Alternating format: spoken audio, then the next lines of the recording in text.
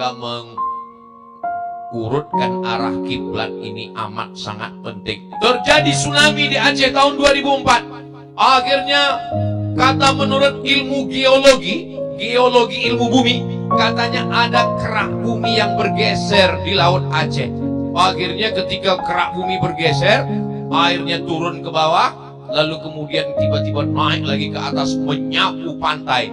Maka efek dari pergerakan kerak bumi berefek, maka kerak bumi di Sumatera mesti diperiksa ulang. Akhirnya arah-arah kiblat di Medan, di Aceh, di Riau, di Palembang disuruh ukur.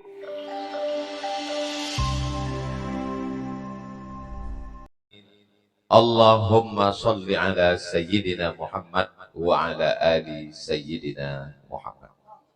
Al-habaib al-afadil al-ulama al-ajilla matta'alallahu bituli umurihim. Para habaib, para alim, para ulama, para guru, mudah-mudahan dipanjangkan Allah umurnya, berkahnya melimpah untuk kita semua. Di tengah kesibukannya Bapak Wali Kota Palangkaraya hadir malam ini. Seandainya doamu makbul dan doa itu cuma satu, maka jangan minta istri yang solihah, karena tidak bisa dibagi ke orang lain. Tapi mintakanlah pemimpin yang adil, karena kalau dapat pemimpin yang adil, pendidikan anak-anaknya jadi baik, maka masyarakatnya punya anak yang solihah dan soleh. Masyarakatnya mendapatkan suami istri, anak-anak, keturunan yang baik-baik. Itu kata Imam Ahmad bin Hambal, atau dikenal dengan Imam Hambali, meninggal 241 Hijrah.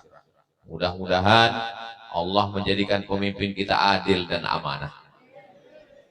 Di malam ini juga hadir bersama kita Bapak Kajati, Kepala Kejaksaan Tinggi.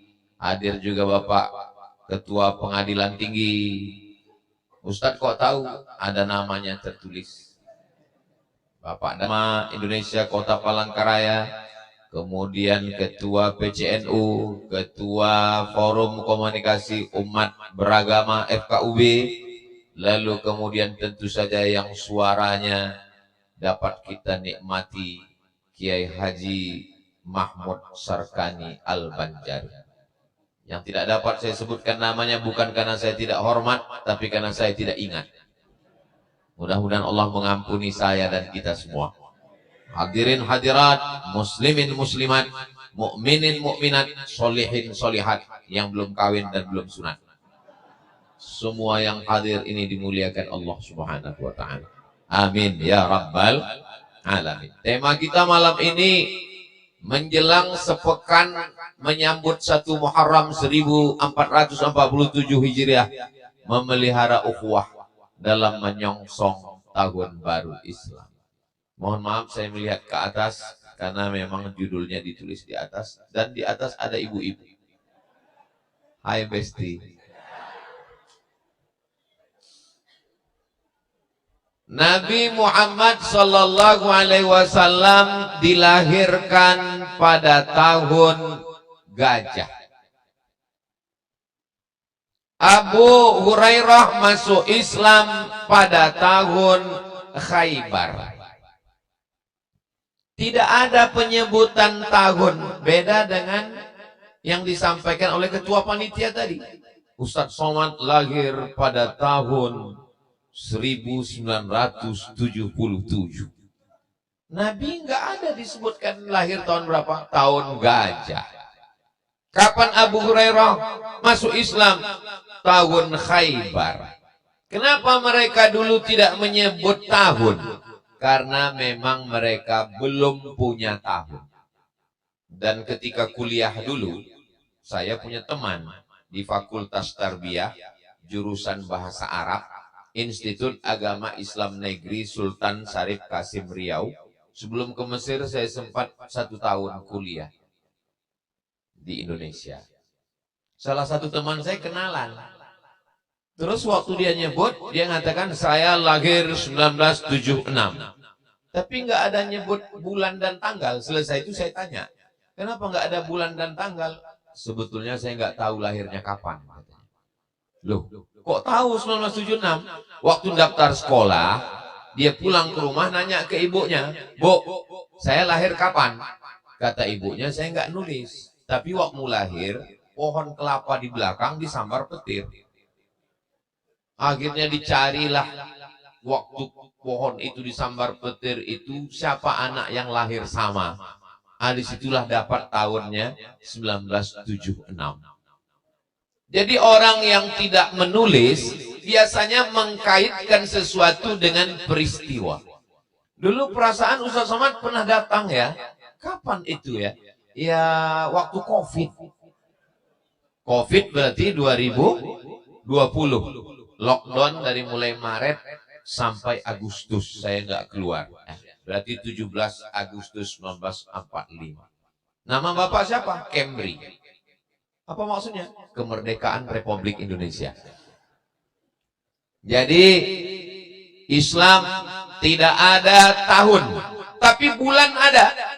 A'udzubillahi minasyaitonir rajim. Inna iddatash syuhuri 'indallahi 12 syahran fi kitabillah yauma khalaqas samawati wal ardh.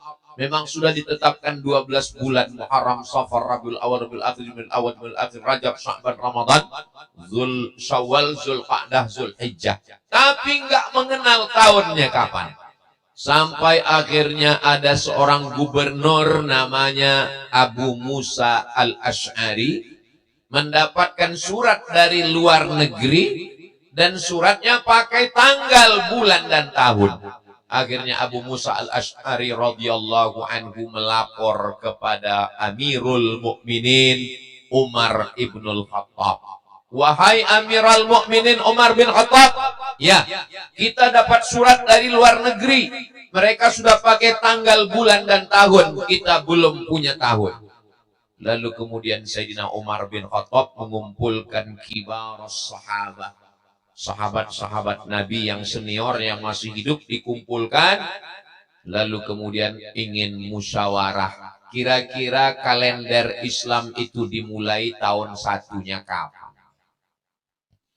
Mereka bermusyawarah, lalu Umar bertanya, kapan kita mulai tahun 1? Sebagian sahabat mengusulkan tahun 1 dimulai dari sejak lahirnya Nabi Muhammad SAW. Waktu Nabi lahir, itu kita jadikan sebagai tahun 1.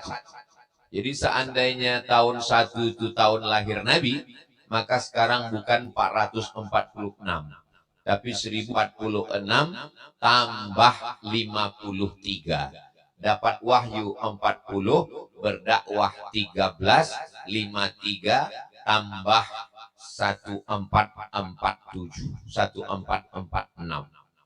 Payah ingatnya Pak Ustaz, enggak usah diingat.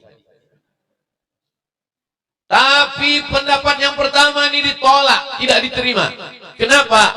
Karena Nabi Muhammad SAW sudah lahir, tapi orang kafir musyrik masih menyembah Lata, Uzza, Manat, Hubal, Jibti, Taghut, Naham, Khamar, Zina, Murajalela. Maka sahabat masih bermusyawarah. Lalu kemudian ada pendapat yang kedua. Pendapat yang kedua, ternyata di luar sana ada layar gambar Ustaz Somad besar sekali. Jadi sahabat-sahabat yang berada di luar, jangan berkecil hati, karena Ustaz Somad yang di luar jauh lebih besar dari yang di dalam. Pendapat yang kedua mengatakan, bagaimana kalau tahun baru Islam itu dimulai dari sejak turunnya ayat Iqra bismi rabbikal ladzi khalaqa khalaqal insana min 'alaqin iqra wa rabbukal akramul ladzi 'allama bil qalam 'allamal insana ma lam ya'lam. Seandainya tahun Islam itu dimulai dari sejak turunnya Al-Quran di Jabal Nur di Gua Hira, maka sekarang bukan 1446, tapi 1446 tambah 40, karena Nabi dapat wahyu umur. Pendapat yang kedua ini juga ditolak, tidak diterima. Lalu kemudian pendapat yang ketiga, bagaimana kalau tahun pertama Islam dimulai dari sejak meninggalnya Nabi? Ketika Nabi meninggal, itu dijadikan sebagai tahun 1. Alhamdulillah, pendapat yang ketiga ini juga ditolak. Seandainya pendapat yang ketiga ini diterima, maka setiap tahun baru adalah bid'ah. Kalau tahun baru hijrah adalah bid'ah, maka yang buat acaranya masuk neraka. Yang hadir masuk neraka. Dan yang paling panas nerakanya yang ceramah. Yang ngaji nggak terlalu panas. Tidak semudah itu mendefinisikan bid'ah. Makanya dalam hadis dikatakan, man ahdatsa, siapa yang membuat-buat perkara baru fi amrina hadza, dalam agama Islam, ma laisa minhu, yang tidak ada, ma laisa minhu, yang tidak ada dalilnya sama sekali. Tapi kalau ada dalilnya dan ada maslahatnya, maka kata Imam Muhammad bin Idris Asy-Syafi'i, fama wafaqas sunnah fahuwa bid'atu huda. Kalau perbuatan itu tidak dibuat Nabi, tidak dilakukan Nabi, tidak diperintah Nabi, tapi perbuatan itu tidak bertentangan dengan Quran, tidak bertentangan dengan hadis, tidak bertentangan dengan ijma', tidak bertentangan dengan qiyas, maka dia disebut dengan bid'atu huda. Atau menurut istilah Imam Al-Hafiz Ibnu Hajar Al-Asqalani, bid'atun hasanah. Tapi perbuatan tahun baru hijrah bukan bid'ah, dia adalah sunnah, sunnah khulafair rasyidin. Berdasarkan hadis Nabi, alaikum bi sunnati, berpeganglah kamu kepada sunnahku, wa sunnatil khulafair rasyidin. Dan sunnah bukan cuma sunnah Nabi Muhammad, tapi ada sunnah Abu Bakar, sunnah Sayyidina Umar, sunnah Sayyidina Uthman, sunnah Sayyidina Ali, sunnah khulafair rasyidin. Ini adalah sunnah Sayyidina Ali yang disetujui oleh Sayyidina Umar Ibnul Khattab, sampai akhirnya kita masuk sepekan lagi insya Allah hari Jumat 1 Muharram 1447 Hijriah. Ustaz tahu hari Jumat itu kapan? Saya lihat di Google. Tapi penetapan bulan dalam Islam bukan melalui Google. Bagaimana menetapkannya? Sumu li ru'yatih, berpuasalah kamu ketika melihat anak bulan. Kami di Riau menyebutnya sebagai anak bulan. Karena kalau bulannya besar itu badar. Qala'al badru alaina, badar.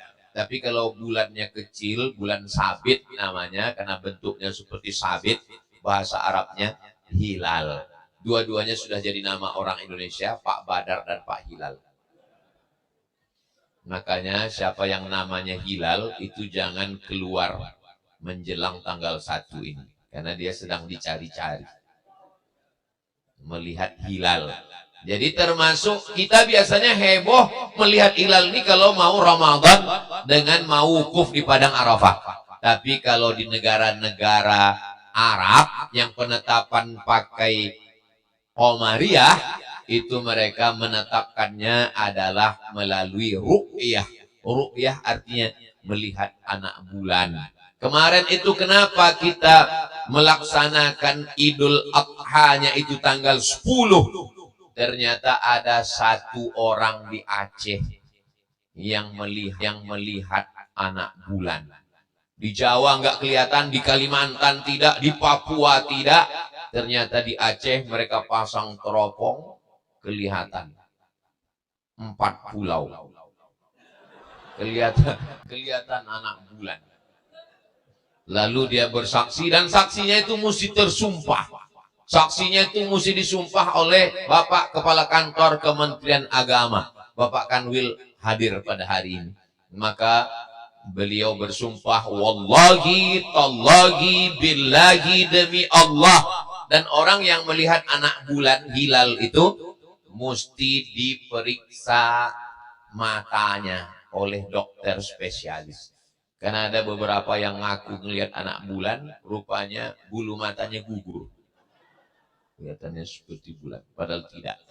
Jadi nanti 1 Muharram itu pun juga penetapannya tetap melalui LBH, Lembaga Hisab dan Ruqyah yang ada di Kementerian Agama. Dan kita ikut itu karena ati Allah wa ati'ur Rasul wa ulil amri minkum. Saya mengikut keputusan Menteri Agama yang dibacakan oleh Menteri, yang dihadiri oleh Majelis Ulama Indonesia. Majelis itu artinya di dalam majelis itu ada utusan-utusan dari ormas-ormas. Ada 1912 Muhammadiyah, ada 1926 Nahdlatul Ulama, ada 1928 Persatuan Tarbiyah Islamiyah, ada 1930 Al-Jam'iyatul Wasliyah. Kenapa ormas NU 1926, Perti 1928, Al-Wasliyah 1930. Jadi kalau ada orang yang heran, kenapa penentuan bulan itu ditetapkan berdasarkan ormas-ormas ngumpul? Itu adalah penghargaan Negara Kesatuan Republik Indonesia. Negeri ini tidak akan merdeka kalau tidak ada ormas-ormas dan ulama-ulama. Kenapa orang rela mati bersimbah darah, hilang nyawa? Itu karena ulama yang mengajarkan. Kalau kamu mati melawan Belanda, kamu akan mati syahid. Takbir! Allahu Akbar. Akhirnya kita pun merdeka. Lari itu Belanda, pontang-panting pulang ke Amsterdam. Tinggal terong Belanda. Saudara yang dimuliakan Allah Subhanahu wa taala. Begitulah hebatnya negeri ini menghormati para alim, para ulama. Jadi jangan heran kalau malam ini semua ulama-ulama kita hadir, dan mohon maaf saya disediakan kursi. Kok hilang kursinya? Saya segan untuk duduk di atas kursi karena guru-guru kita di bawah. Itu sebenarnya. Sebetulnya tadi segannya di awal aja, ujungnya mau duduk juga. Enggak apa, bercanda saja. Bapak Ibu yang dimuliakan Allah Subhanahu wa taala, apa pelajaran yang bisa kita ambil? Bahwa sahabat Nabi selevel Umar bin Khattab tetap musyawarah. Padahal Umar itu, masalaka Umar fajjan qattu illa salaka syaitanu fajjan ghaira fajjika. Kalau Umar lewat di suatu jalan, setan akan lewat di jalan lain. Setan gak berani lewat di jalan yang dilewati Umar bin Khattab. Tapi Umar tidak menetapkan pendapat berdasarkan saya. Dia tetap musyawarah. Umar bin Khattab, setan aja takut. Ini ada orang yang sering jalan-jalan sama setan, tapi masih ngaku nggak mau musyawarah. Makanya ada ungkapan, bukan hadis Nabi, ma khaba man istakhara wa man nadima man istasyara. Tidak akan sia-sia orang yang mau istikharah, dan tidak akan rugi orang yang mau minta pendapat orang lain. Karena pendapat sendiri boleh jadi salah. Saya selalu kalau ketemu para guru, para habib, para ulama, para kiai, tolong kalau saya salah, luruskan saya guru. Tapi tolong jangan di depan jamaah, hilang harga diri saya. Kalau saya silap, saya salah, mohon berbagi kepada saya, tunjuk ajar. Kata telunjuk dan memberikan pengajaran. Begitulah Sayyidina Umar bin Khattab minta pendapat para sahabat, dan di situ ada Sayyidina Ali, dan akhirnya kita pun memakai kalender Hijriyah. Kesultanan Banjar pakai kalender Hijriyah. Kesultanan Aceh pakai kalender Hijriyah. Kesultanan Demak di Jawa pakai kalender Hijriyah. Kesultanan Bugis Makassar pakai kalender Hijriyah. Sampai akhirnya Negara Kesatuan Republik Indonesia masuk anggota PBB. PBB itu bukan pajak bumi dan bangunan. Persatuan Bangsa-Bangsa, UN, United Nations. Lalu ketika PBB bersatu, mereka mau buat satu kalender. Soalnya Koptik Mesir punya kalender, Cina punya kalender, Arab punya kalender. Lalu PBB mau buat kalender. Ini gimana cara mau buat undangan? Diundang kepada seluruh negara. menurut kalender Cina, menurut kalender Koptik, menurut kalender Arab, kan bingung. Jadi dibuatkanlah satu kalender.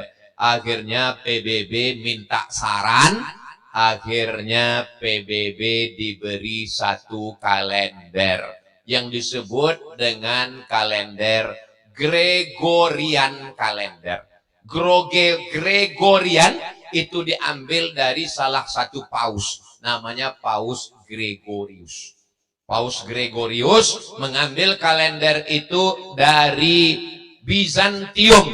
Nama rajanya Raja Julian. Raja Julian membuat kalender, itulah dia Julian kalender.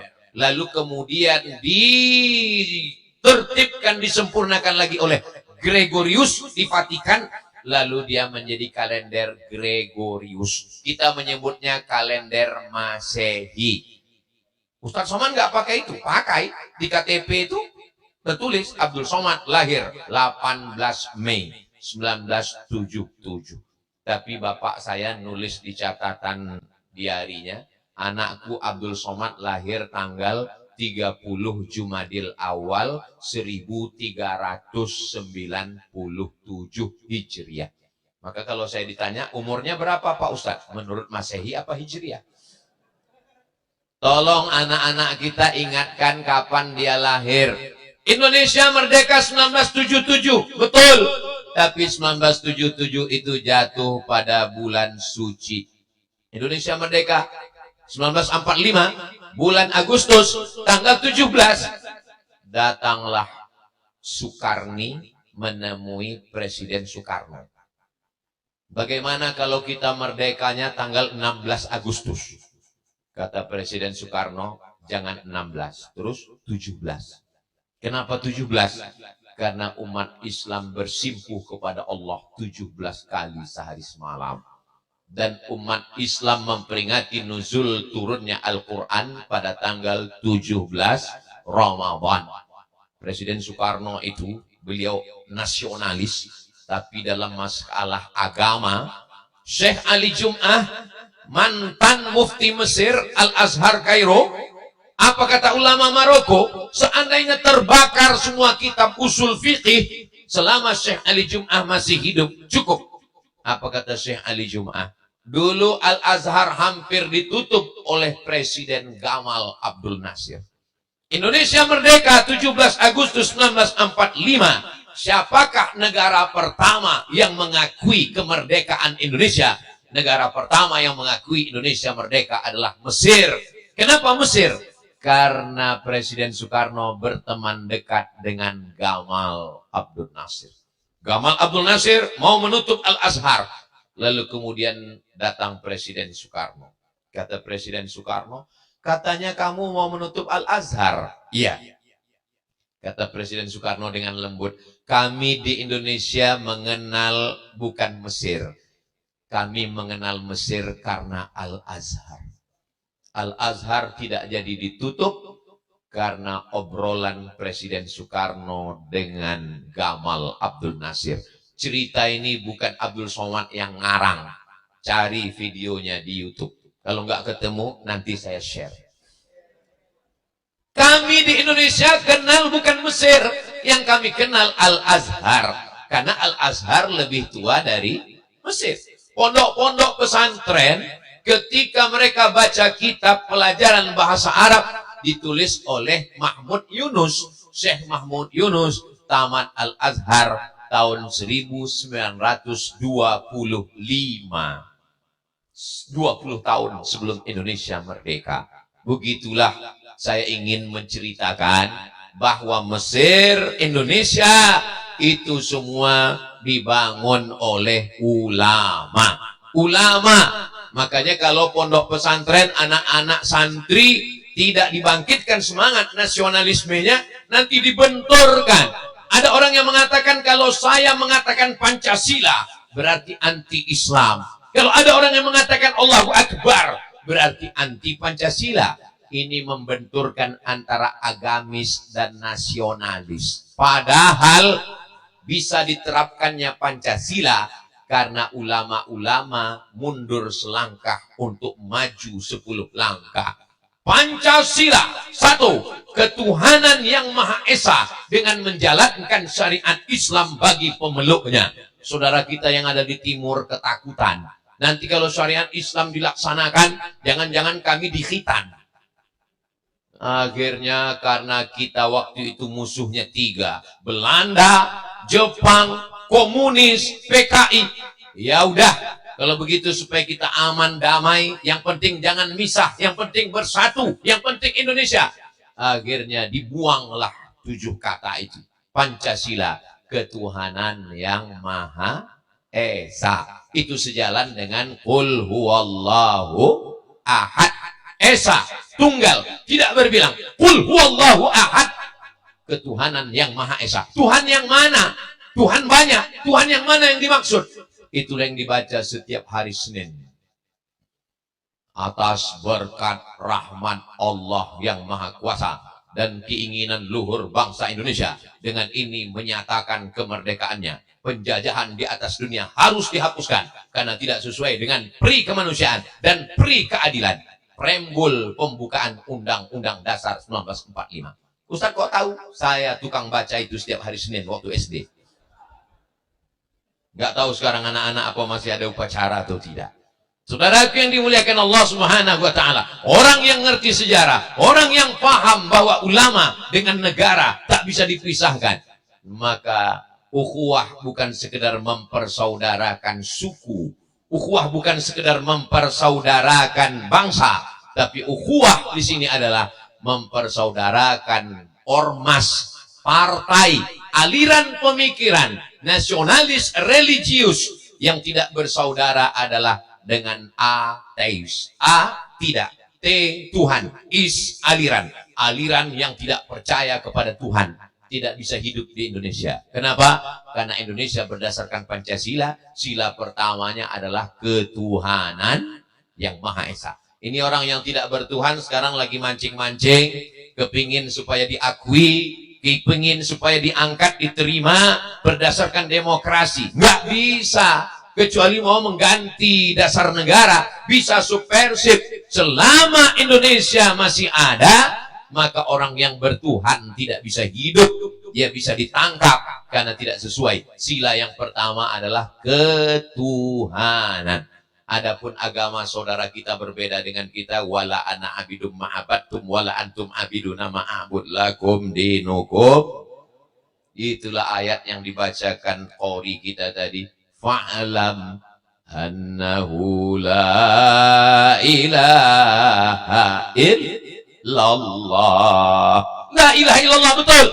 Tapi di pangkalnya fa'lam. Apa makna fa'lam? Berilmu. Kalau hanya sekedar mengucapkan la ilaha illallah banyak, tapi ilmunya itu yang diajarkan di pondok-pondok pesantren ahli sunnah wal jamaah. Wujud qidam baqa mukhalafatu lil hawadisi qiyamuhu binafsihi wahdaniyah qudrat iradat, yang dikenal dengan akidah Imam Abul Hasan Al-Asy'ari. Yang pertama kali minta buatkan kalender Imam Abu Musa Al-Asy'ari. Akidah kita, fikih kita, mazhab Syafi'i. Kalau India Pak Ustadz, mazhab Hanafi. Kalau Turki Pak Ustadz, mazhab Hanafi. Kalau Baghdad, Irak Pak Ustadz, mazhab Hambali mayoritasnya. Kalau Ustadz dulu di Maroko, mazhab Maliki. Beda mazhab Maliki sama mazhab Syafi'i.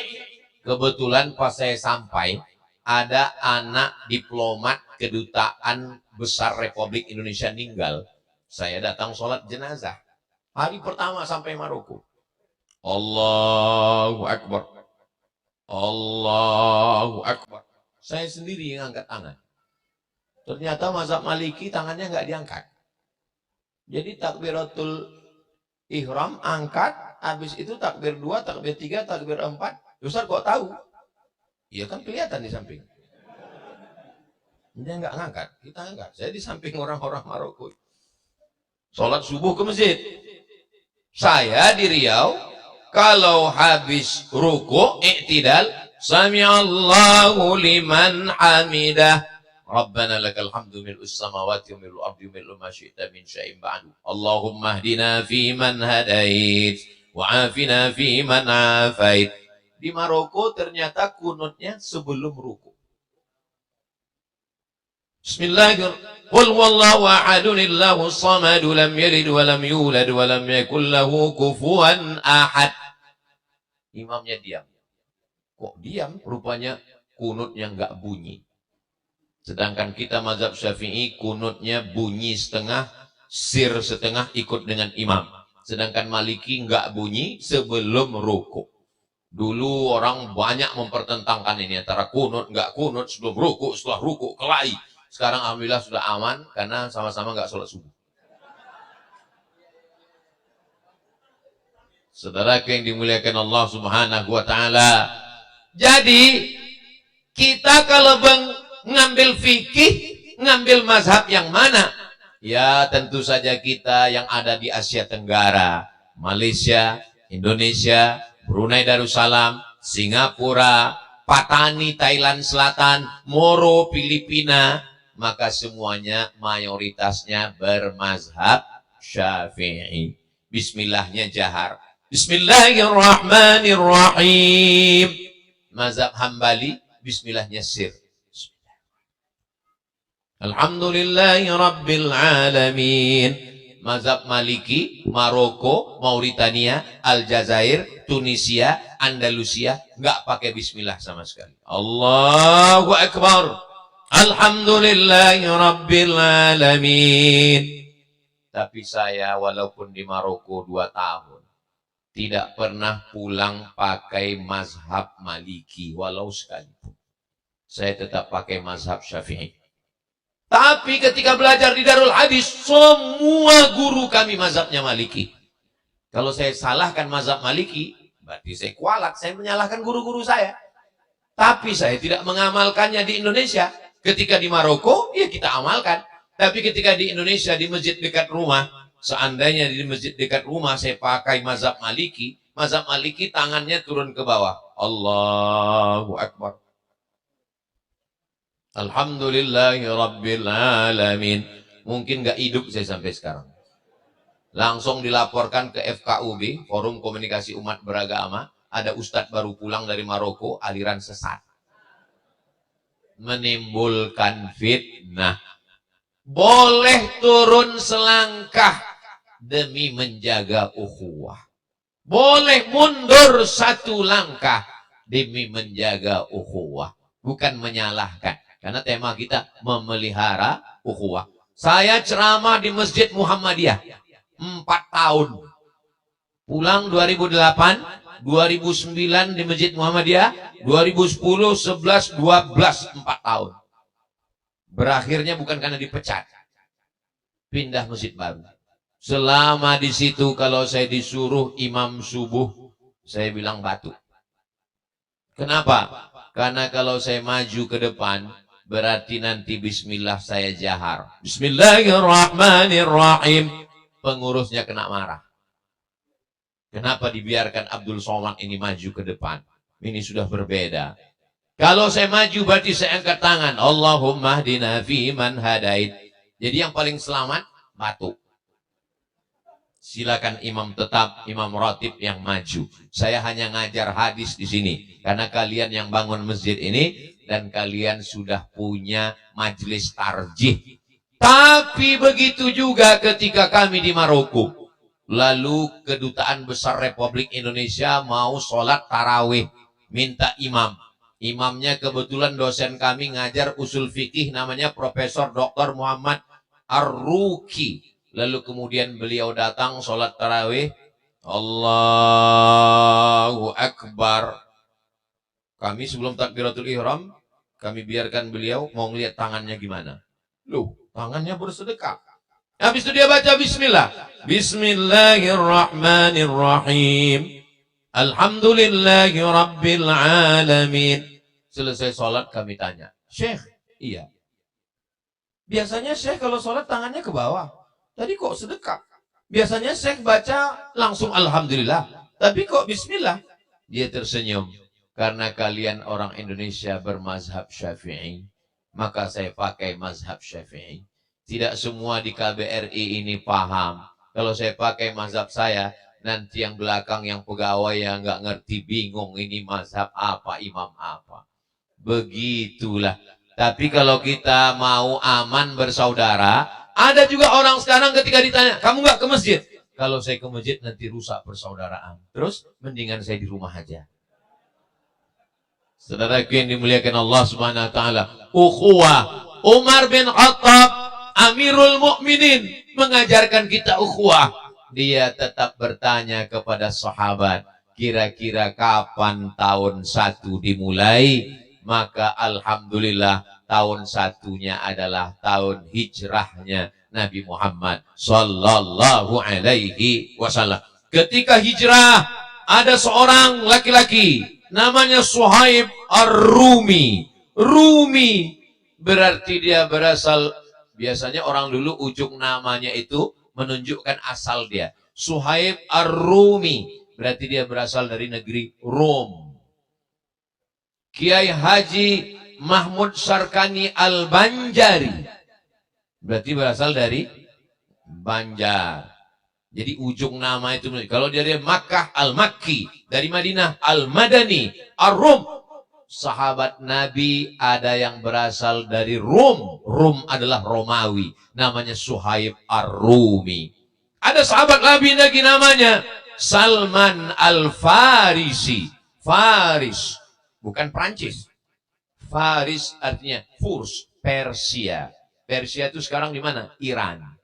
Artinya apa? Sahabat Nabi itu ada yang dari Persia, ada yang dari Rum, dan ada sahabat Nabi itu bernama paling populer.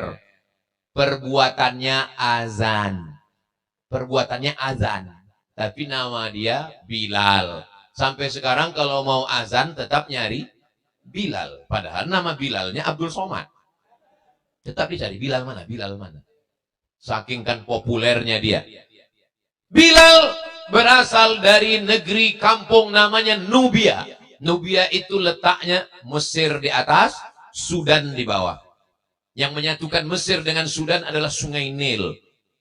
Sungai Nil menyatukan Mesir di atas, Sudan di bawah. Antara Mesir dengan Sudan ada perbatasan namanya Nubia. Orang Nubia ini warna kulitnya dua, hitam dan hitam sekali. Bilal bin Rabah, walaupun kulitnya hitam, dia berasal dari Afrika Utara. Tapi begitu Nabi Muhammad sallallahu alaihi wasallam membebaskan kota Makkah Al-Mukarramah, setelah Ka'bah dibersihkan dari belhara Lata, Uzza, Manat, Hubal, Jibti, Tagut, Naham, lalu kemudian diperintahkanlah Bilal naik ke atas Ka'bah. Belum ada menara. Bilal mengumandangkan azan. Allahu Akbar, Allahu Akbar. Apa kata orang kafir musyrik jahiliyah yang belum Islam melihat itu? Apa kata dia? Alhamdulillah, bapak saya sudah mati duluan sehingga tidak melihat burung gagak hitam azan. Kenapa Nabi tidak memerintahkan Sayyidina Ali yang naik ke atas? Kalau Sayyidina Ali yang naik ke atas, orang akan berkata, Sayyidina Ali sepupu Nabi, Sayyidina Ali Quraisy, Sayyidina Ali kulitnya putih. Kenapa bukan Utsman yang naik ke atas? Kalau Utsman yang azan, apa kata orang? Karena Utsman orang kaya, karena Utsman Quraisy, karena Utsman kulit putih. Islam mengajarkan persamaan hak manusia di hadapan Allah Subhanahu wa taala. La farqa bainal Arabi wal Ajam, wala farqa bainal abyadi wal aswad. Seandainya yang masuk surga itu yang putih, bagaimana dengan orang Afrika? Apakah masuk neraka mereka? Begitulah agama Islam ini mengajarkan kita. Siapa yang paling mulia di antara kita ini? Inna akramakum indallah. Yang paling mulia di sisi Allah, atqakum, orang yang takut kepada Allah. Karena tema kita adalah ukhuwah. Kita bisa bersama itu kalau kita bisa duduk sama rendah, tegak sama tinggi. Ajati, yang mana hakim pengadilan tinggi, yang mana bapak wali kota, saya sangka ketua remaja masjid. Masih muda. Begitulah semuanya kita. Tapi karena dikenalkan, alhamdulillah. Tak kenal maka tak sayang. Tak kenal maka tak sayang. Tak sayang maka tak cinta. Mudah-mudahan dengan perkenalan kita malam ini, kita semakin saling menyayangi. Sayang itu bahasa Arabnya rahmah. Rumah, darur rahmah. Rumah tempat orang berkasih sayang. Inilah nama masjid kita. Tertulis di atas daftar giliran khotib dan Bilal. Masjid Darur Rahmah.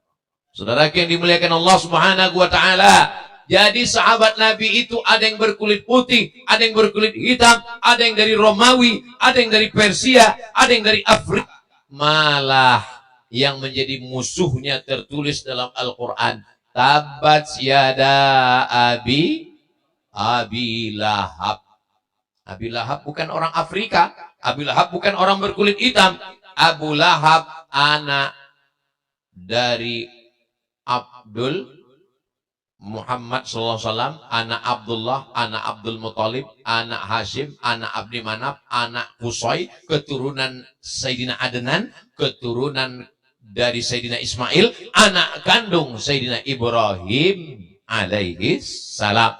Nabi Ibrahim punya istri namanya Sarah. Sarah berasal dari Babel. Babel itu bukan Bangka Belitung. Babilonia, Irak.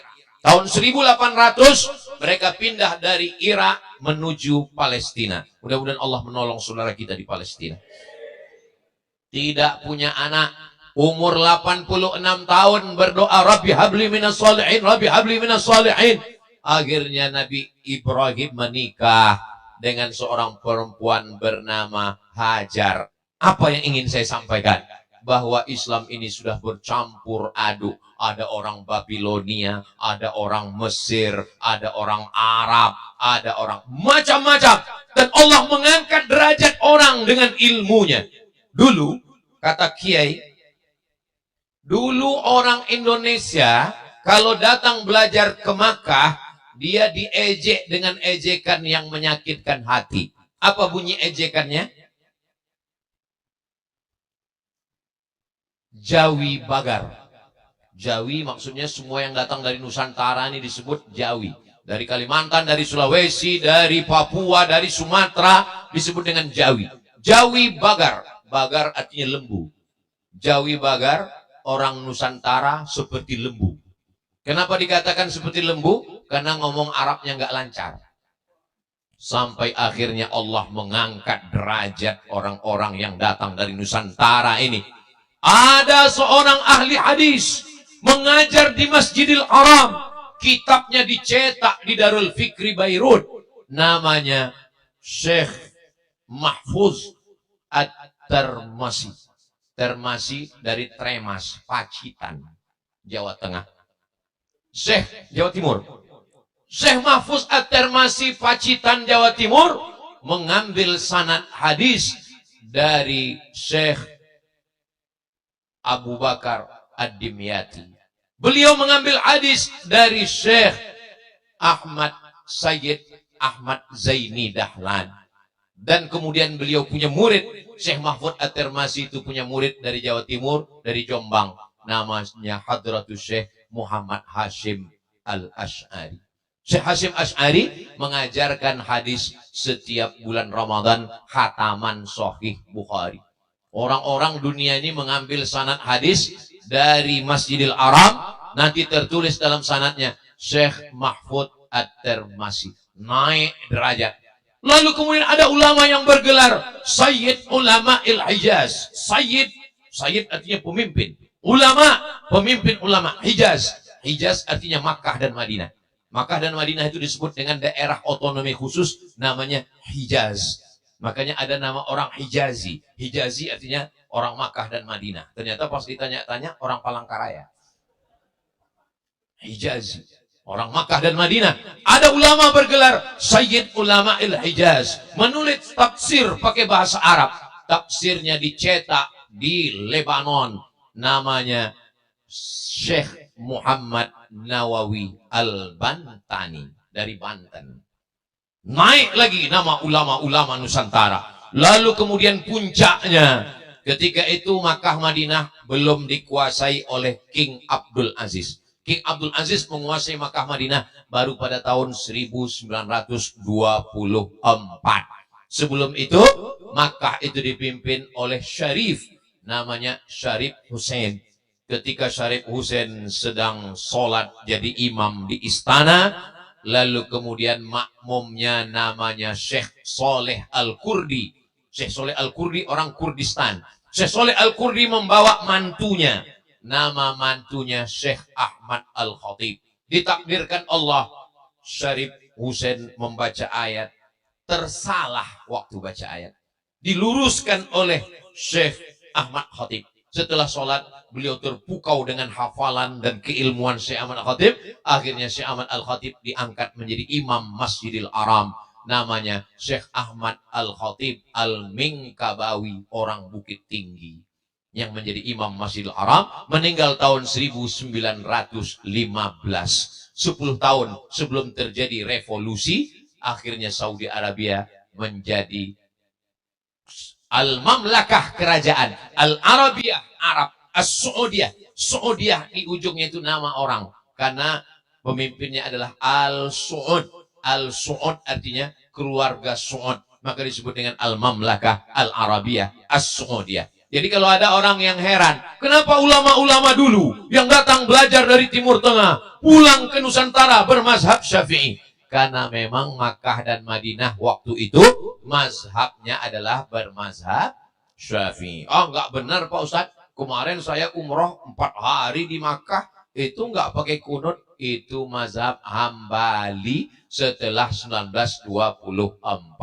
Ini jamaah kita sebelum berangkat disegarkan dulu, diberi penyuluhan dulu. Jangan sampai dia 4 hari di sana pulang menyalahkan semua imam masjid. Ulama yang 40 tahun di sana, pulanglah seorang ulama dari Makkah Al-Mukarramah. Lalu kemudian kalau dari Makkah naik kapal laut, itu mampirnya ke Sumatera dulu. Turun di Sumatera. Namanya Syekh Abdus Somad Al-Falembani. Falembani artinya Palembang. Turunlah dia di Palembang. Sahabatnya pun ikut turun. Satu kapal, satu guru. Sama-sama murid dari Syekh Muhammad bin Abdul Karim Samman, mursyid tarekat Sammaniyah. Namanya Syekh Muhammad Arsyad Al-Banjari. Jadi Syekh Muhammad Arsyad Al-Banjari pernah mampir di Sumatera waktu pulang dari Makkah sama-sama dengan Syekh Abdul Somad Al-Falembani. Lalu Syekh Abdul Somad Al-Falembani turun di Palembang, Syekh Muhammad Arsyad Al-Banjari lanjutkan perjalanan ke Batavia. Sampai di Batavia beliau sholat. Rupanya di tempat sholat itu ada salah ukur arah kiblatnya di Batavia di Jakarta. Beliau luruskan. Setelah itu barulah beliau pulang memenuhi permintaan Sultan Banjar. 30 tahun di kota Makkah Al-Mukarramah tetap bermazhab Syafi'i. 3 hari umroh pulang berubah jadi mazhab Hambali. Pentingnya kita ngaji dan paham sejarah kalau kita mau menjaga ukhuwah. Ukhuwah ini mesti dijaga bukan dengan hari besar Maulid Nabi, Isra Mi'raj, Nuzul Quran. Bagus, nggak salah. Tapi setelah itu ngaji. Abah-abah guru-guru kita, Masya Allah, Tabarakallah, setelah ini ngaji. Kami sudah hijrah Pak Ustadz. Hijrahnya apa? Hijrah menyambut tahun baru hijrah. Habis itu nggak pernah ngaji lagi. Maka mengurutkan arah kiblat ini amat sangat penting. Terjadi tsunami di Aceh tahun 2004.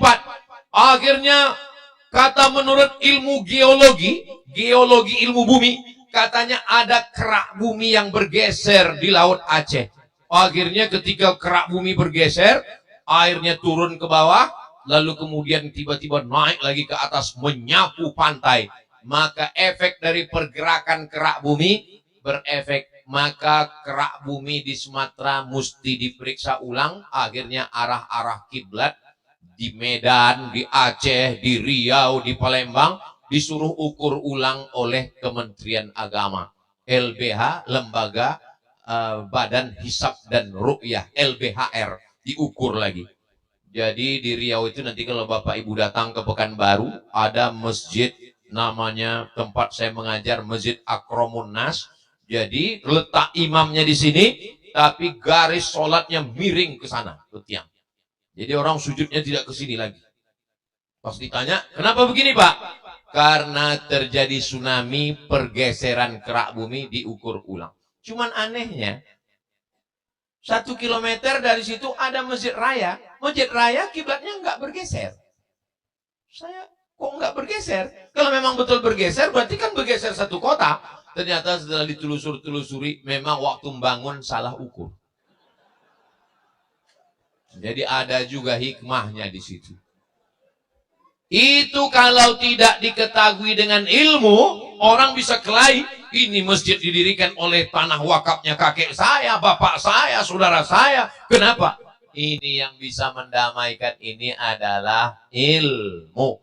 Maka orang kalau berilmu, kalaupun dia tidak setuju, dia tidak akan menyalahkan. Dia akan mengatakan, kamu punya dalil, saya punya dalil. Kamu ikut ulama, saya ikut ulama. Kita menjaga hati kita. Ada masalah-masalah yang kita perlu selesaikan dengan berlapang dada. Nata'awan fima tafaqna wa nata'adzar fima ikhtalafna. Mari bekerja sama pada perkara-perkara yang kita sepakati dan mari kita berlapang dada menerima perbedaan.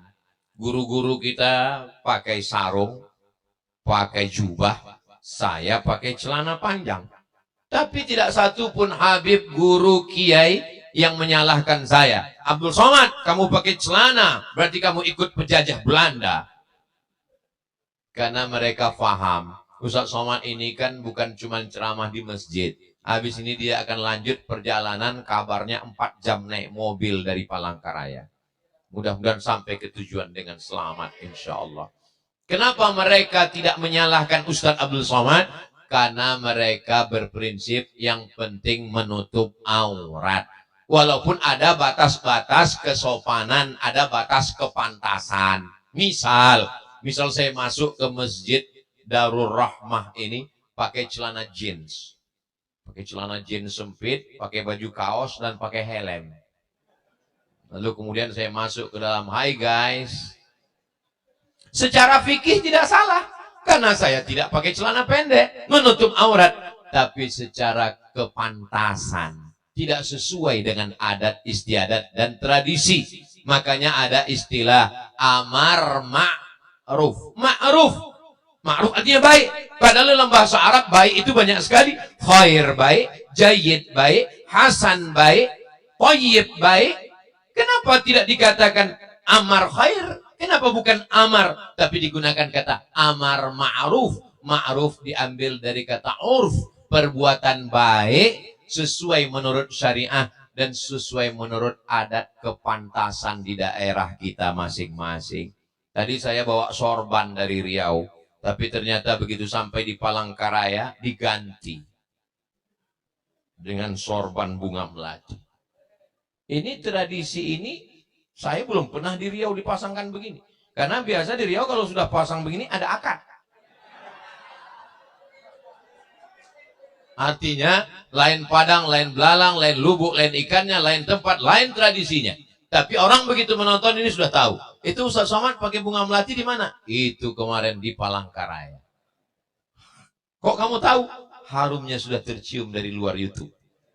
Saudara yang dimuliakan Allah Subhanahu wa taala, kita bisa memelihara ukhuwah, persaudaraan kalau ngaji. Maka kalau mau bersaudara karena hari besar Islam Tabligh Akbar pengajian, mungkin hanya sehari sekali, besok kelahi lagi. Tapi kalau kita ngaji satu guru bersama, maka insya Allah terjaga dan terpelihara. Dengan ngaji beban polisi ringan. Jumlah polisi di Indonesia tidak sesuai dengan angka kriminal. Kalau mau ditambah lagi, beban APBN untuk menggaji berat. Maka kalau mau ringan beban Bapak polisi, TNI, Polri, memperbanyak ngaji. Yang ngajinya adalah ahli sunnah wal jamaah. Kalau beban Bapak polisi ringan, maka beban Pak Kajati juga ringan. Karena Pak polisi pasti bawa nanti ke kejaksaan. Kalau kejaksaan ringan, maka beban Bapak hakim pengadilan tinggi juga ringan. Kalau orang sudah ngaji, maka Bapak wali kota juga bebannya ringan. Kalau tidak, menghadapi masyarakat yang nggak ngerti. Muslim, apa itu Muslim? Man salimal muslimun, selamat orang lain, min lisanihi, dari lisannya, wayadih, dan dari tangannya. Kalau selamat orang lain dari lisannya, selamat dari tangannya, insya Allah itulah Muslim. Muslim bukan hanya sekedar sholat, Muslim bukan hanya sekedar ke Makkah setahun 2 kali, sampai bolak-balik ke Makkah, belum tentu bertakwa. Kenapa? Karena kebetulan memang gaet umroh. Saudaraku yang dimuliakan Allah Subhanahu wa taala, Muslim adalah selamat lisannya, tidak menganiaya, tidak menyindir, tidak menyakiti, tidak sumpah serapah caci maki, wayadih, tangannya. Ada orang yang tangannya nggak pernah mukul orang, nggak pernah nyubit orang, nggak pernah jewer orang, nggak pernah menganiaya orang. Tangannya memang nggak menyakiti orang, tapi tanda tangannya meluluh lantakkan orang. Ini juga di hadapan Allah Subhanahu wa taala. Gajah, senakal-nakalnya gajah, dia hanya bisa mencabut 5 batang kayu. Habis itu dia pun lelah. Tapi manusia, dia tidak perlu dengan belalai, tidak perlu dengan kaki yang kuat. Cukup dengan 1 parapnya meluluh lantakkan hutan. Lalu ketika hutan sudah habis, longsor. Kalau sudah longsor, banjir. Berapa orang yang teraniaya. Inilah orang yang nanti ketika dia menghadap Allah Subhanahu wa taala, ya'ti yaumal qiyamah, dia menghadap Allah di padang mahsyar. Apa yang terjadi? Salatnya banyak, tahajudnya banyak, zikirnya banyak, khatam Quran, haji dan umrah. Tapi ternyata dia sudah menganiaya orang. Orang yang dia aniaya itu datang menuntut dia di hadapan Allah Subhanahu wa taala. Ukhidzat hasanatuhu, diambil salatnya, diambil puasa sunatnya, diambil khatam Qur'annya, diambil zikirnya, diberikan kepada orang yang dia aniaya. Karena waktu itu tidak bisa membayar dengan dirham dan dinar. Setelah orang-orang yang dianiaya itu ngambil, ternyata sholatnya habis, puasanya habis, zikirnya habis, umrohnya habis, yang ngantri masih panjang. Ukhidat khotoyahum, diambil dosa mereka. Summa turihat ilaih, dicampakkan kepada dia. Summa turihat finnar, dimasukkan dia ke dalam api neraka. Inilah orang yang masuk neraka bukan karena zina, masuk neraka bukan karena judi, masuk neraka karena menganiaya orang lain. Ceramah terlalu panjang juga termasuk penganiayaan. Itu makanya Ustaz Somad itu di mana-mana dia selalu mengatakan ceramahnya 60 menit. Sesuai dengan tertulis di botol 600 ml. Kecuali di Masjid Darul Rahmah. Ini ada pengecualian 62 menit. Allahumma salli ala Sayyidina Muhammad. Saya nggak mau lagi sholat di Masjid Darul Rahmah. Kenapa? Karena Masjid Darul Rahmah itu melakukan perbuatan bid'ah. Apa bid'ahnya? Karena di dindingnya ditulis nama Allah dengan nama Muhammad sejajar. Sekarang banyak masjid-masjid yang dikritik karena menulis nama Allah dan nama Muhammad sejajar. Sallallahu alaihi wasallam. Ketika Nabi Adam berdoa kepada Allah dengan doa yang paling tua. Rabbana zalamna anfusana wa illam taghfir lana wa tarhamna lanakunanna minal khasirin. Terus apa kata Nabi Adam? Allahumma inni atawassalu ilaika bihaqqi Muhammad. Aku memohon kepada engkau ya Allah berkat nama Muhammad sallallahu alaihi wasallam, antaghfirali, ampunkan dosa-dosa. Allah bertanya bukan berarti Allah tidak tahu, Allah Maha tahu. Allah cuma mau kasih tahu kepada siapa yang tidak tahu. Lalu Allah bertanya, dari mana kamu tahu Muhammad? Kata Nabi Adam, lamma khalaqtani, ketika engkau menciptakan aku, nafakhta fi ruhi, engkau tiupkan ruh kepadaku. Setelah aku hidup, rafa'tu ra'si, ku angkat kepalaku. Dan saat aku angkat kepalaku, aku melihat ada nama yang bersanding dengan namamu di tiang arasy. Dan nama yang bersanding itu adalah nama Muhammad sallallahu alaihi wasallam. Hadis ini dibahas panjang lebar oleh Sayyid Muhammad Alawi bin Abbas Al-Hasani Al-Maliki dalam kitab Mafahim Yajib an Tusahhah. Beliau berijtihad berdasarkan aqwal pendapat para ulama bahwa hadis nama Nabi Muhammad bersanding dengan nama Allah di tiang aras adalah hadisnya sahih. Itulah yang menjadi dalil Masjid Darul Rahmah menyandingkan nama Allah dengan nama Muhammad sallallahu alaihi wasallam yang ada di dinding. Nanti mana tahu ada orang yang datang kemari musafir jalan-jalan lalu kemudian dia mengkritik, potongkan video ini, kirim ke grup dia. Saya tidak mau datang ke Masjid Darul Rahmah. Kenapa? Karena mereka menulis nama-nama. Di belakang ada nama pintu pertama Abu Bakar Siddiq, yang kedua Umar, yang ketiga Uthman, yang ketiga Ali. Kenapa nama-nama itu mesti ditulis di atas? Karena ketika itu terjadi konflik sejarah yang luar biasa. Akhirnya orang membenci karena dianggap Sayyidina Abu Bakar, Sayyidina Umar dan Sayyidina Utsman merampas khilafah Sayyidina Ali. Ali dianggap adalah pengganti setelah Nabi Muhammad. Maka Abu Bakar, Umar dan Utsman merampas kekuasaan. Maka mereka tidak mau menerima tiga sahabat, Sayyidina Abu Bakar, Sayyidina Umar dan Sayyidina Utsman. Maka untuk membedakan masjid ahli sunnah dengan masjid syiah, maka ditulislah di mimbar-mimbar masjid Sayyidina Abu Bakar, Umar, Utsman, Ali. Tapi di mimbar masjid ini enggak ada Pak Ustaz. Karena Masjid Ar-Rahmah tidak menulisnya di mimbar, ditulis di pintu sebelum masuk melihat mimbar. Itulah kenapa, untuk membedakan. Begitu juga ketika dia tidak sekedar ditulis, karena tidak semua orang bisa baca. Mata sudah melihat, telinga mesti mendengar. Itulah mengapa ketika jeda sholat tarawih, Al-Khalifatul Awwal Sayyiduna Abu Bakrin Siddiq radhiyallahu anhu. Di masjid ini ada baca Abu Bakar Siddiq? Ada. Berarti saya yakin ini masjid ahli sunnah wal jamaah. Saudara yang dimuliakan Allah SWT, ulama membuat-buat itu semua, bukanlah mereka membuat tanpa ada alasannya. Maka kalau kita mau menjaga ukhuwah, tidak ada jalan lain kecuali ngaji, ngaji, ngaji. Saya tidak mau takbir akbar malam ini hilang begitu saja. Nanti ketika ditanya, katanya kemarin Ustadz Somad ada tablik akbar di Palangkaraya. Ya, gimana kemarin? Sampai jalan pun kami payah. Saya tidak mau begitu. Saya mau setelah ini kajian subuhnya makin ramai. Bacaan kitab dengan abah-abah guru semakin semangat. Ini hanya sekedar tablik akbar menjaga ukhuwah dan menyambut tahun baru Islam. Nanti silakan buat tahun baru Hijriah. Di kantor, di rumah, di musola, di masjid, dilanggar buat. Kalau ada yang membid'ahkan, Maulid Nabi bid'ah, Nuzul Quran bid'ah, tahun baru Hijrah bid'ah, Isra Mi'raj bid'ah, enggak usah dilawan, buat aja terus sampai akhirnya yang bilang bid'ah capek sendiri. Bid'ah, bid'ah. Dia capek sendiri.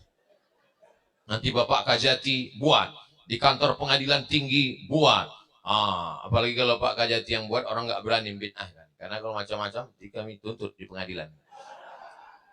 Kantor wali kota buat, kepala dinas, kepala badan, kepala kantor buat semua, buat himbauan, buat pernyataan kepada semua RT, RW, Kades, Kadus, Lurah, buat acara menyambut tahun baru Hijrah. Buat nanti pas menyambut tahun baru Hijrah bukan hanya sekedar pengajian, ada lomba jadi imam, ada lomba baca doa kunut, ada lomba jadi khotib. Mungkin kita di kota Palangkaraya tidak krisis khotib. Tapi kalau kita musafir, perjalanan, berhenti di jalan, mampir di musola, di surau, di masjid, apa kata pengurus masjid? Mohon maaf, khotib sudah kita tunggu 10 menit, enggak juga datang. Akhirnya kita sholat zuhur saja. Maka kita buatkan pelatihan khotib. Diadakan bengkel khotib. Khotib-khotib yang sakit perlu dimasukkan ke bengkel. Supaya dia semangat. Orang yang nggak pernah pengajian, nggak pernah ke masjid, dia datang hari Jumat, disitulah kesempatan dia untuk mendapatkan wasiat takwa. Mesti saat itu khotib naik ke atas mimbar dengan suara menggelegar sampai copot itu kabel-kabel yang ada. Tapi justru di hari itulah dia mendengarkan lagu Nina Bobo dengan kipas angin dan AC lelap. Sampai akhirnya dia pun terbangun dan ngomong ke sebelah. kok pendek sekali khutbahnya. Hari ini karena tidak ada yang bisa jadi khotib, maka kita sholat zuhur. Maka wajib salah satu anak kita ngangkat tangan. Tetap sholat Jumat. Kamu kecil bisa? Bisa. Dia akan naik ke atas. Alhamdulillah. Wassalatu wassalamu ala rasulillah. Ya ayuhalladzina amanu taqullah. Usikum wa nafsi bitaqwallah. Allahumma firlil muslimina wal muslimat. Habis itu dia duduk. Habis dia berdiri lagi. Alhamdulillah. Wassalatu wassalamu ala rasulillah. Ya ayuhalladzina amanu taqullah. Usikum wa nafsi bitaqwallah. Allahumma firlil muslimina wal muslimat. Aqimis shalah. Itulah khutbah terpendek dalam sejarah. Ketika selesai sholat Jumat, orang komplain, kenapa khutbahnya pendek sekali? Syukur saya bisa, kamu enggak. Akhirnya selamat orang semua. Jadi momentum 1 Muharram 1447 nanti jangan hanya sekedar tausiah, ceramah, doa, tablik akbar, apalagi kalau sampai lomba kata sambutan, tapi buatlah acara yang membangkitkan semangat anak-anak kita semua, insya Allah. Akhirnya itulah yang dapat saya sampaikan. Tadi saya mulai jam 8:30, sekarang sudah jam 9:30 lewat 10. Ini sudah lewat 10 menit melewati jarak waktu di tempat lain. Ini sudah melanggar kode etik. Di akhir majelis, mari kita sama berdoa kepada Allah. Mudah-mudahan segala niat baik kita sampai, diberikan kesehatan zahir dan batin. Para alim ulama kita panjang umur, berkah ilmunya untuk kita. Para pemimpin kita adil dan amanah. Untuk niat yang baik ini semuanya semoga sampai kepada Allah. Bijahi suratil Fatihah. A'udzubillahi minasyaitonirrajim. Bismillahirrahmanirrahim. Alhamdulillahirabbil alamin. Arrahmanirrahim. Maliki yaumiddin. Iyyaka na'budu wa iyyaka nasta'in. Shiratal mustaqim. Shiratal ladzina an'amta 'alaihim ghairil maghdubi 'alaihim waladdallin. Amin. Terima kasih segala perhatian. Mohon maaf segala kesilapan dan kekhilafan. Selamat tahun baru hijrah 1447 untuk masyarakat Palangkaraya dan sekitarnya. Semoga kita baldatun thayyibatun.